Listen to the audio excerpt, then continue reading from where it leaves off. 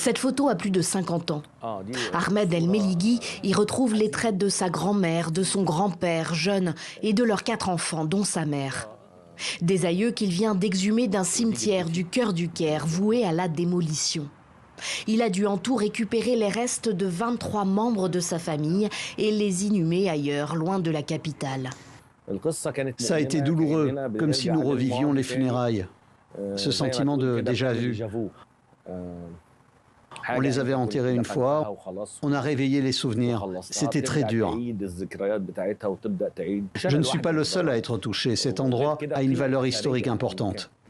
En 2020 déjà, tout un pan de la Cité des Morts, immense quartier funéraire du Caire, a été attaqué par les bulldozers. Des milliers de tombes détruites pour construire une autoroute. La Cité des Morts date du 7e siècle. C'est la plus ancienne nécropole du monde arabe. Elle est inscrite au patrimoine mondial de l'UNESCO et devrait être intouchable. Mais les autorités égyptiennes mettent en avant l'intérêt public et le besoin d'aménager la mégapole qui ne cesse de s'étendre, de se densifier.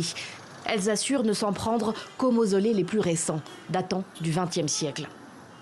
Le nouveau plan d'urbanisme du Caire ne bouscule pas seulement le repos des morts, il impacte aussi les vivants.